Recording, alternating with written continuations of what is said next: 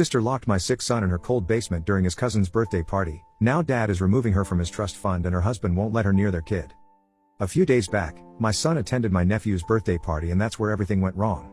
Both of them are 8 years old, they go to the same school and a bunch of their friends were at this party. Before the party, he had been feeling a little under the weather, so I had asked him several times if he really wanted to go, but he had insisted that he felt fine enough to go. That's why I let him because he wasn't looking too bad, just a little tired. I figured that being with his friends would make him feel better, so I dropped him off at my sister's place. Then, I went out to run some errands and catch a movie with my wife. In the meantime, for almost 3 hours, I kept trying to reach my sister, to ask if my son was doing alright. I had informed her already that he had not been feeling the best before the party, so I would probably call to check up on him, but every time I called, she would just ignore me and the phone kept ringing. I even texted my son on the emergency phone that he has, but later on, I found out that it had been confiscated by my sister at the beginning of the party itself because apparently, she has this strict no-screen policy in her house.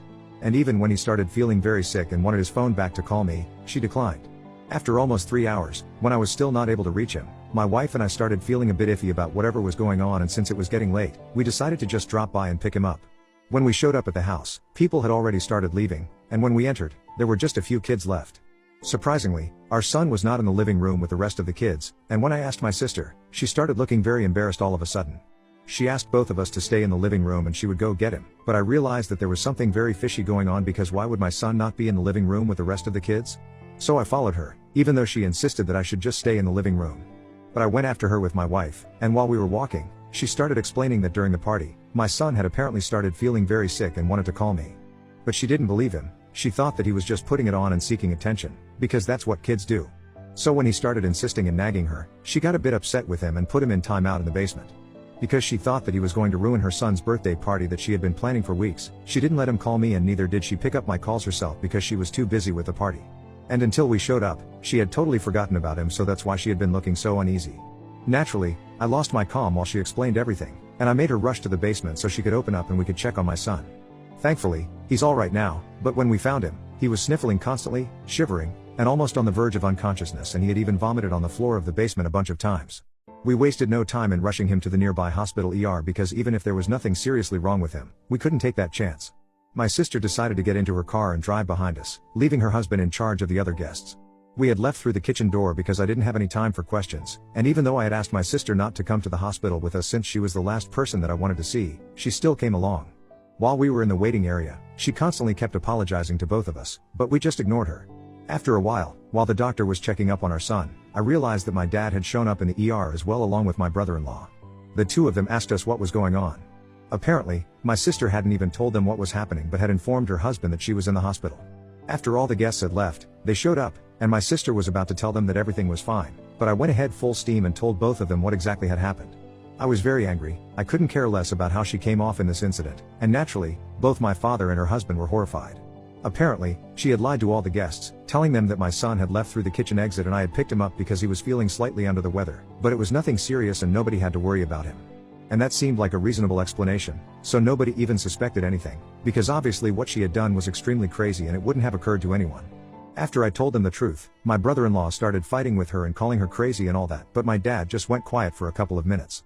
And then, he just turned to my sister, and he told her that he had been considering setting up a trust fund for both of us and our future, but now, he would only be leaving everything to me and the grandkids. She wouldn't receive anything, and he would make sure of it. All of us were a bit shocked by this sudden declaration, and within a few seconds, my sister started crying but nobody sympathized with her.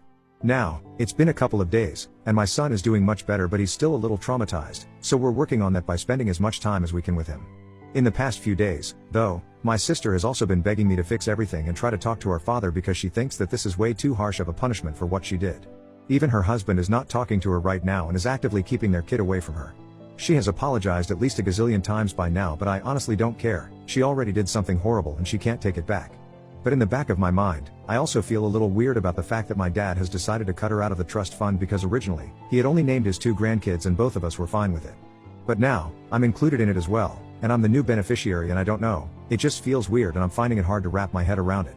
So basically what I want to know is, WIPTA for letting my dad name me as a trust fund beneficiary, along with his grandkids, and leave my sister out of this for what she did? Update 1. Hey, everyone.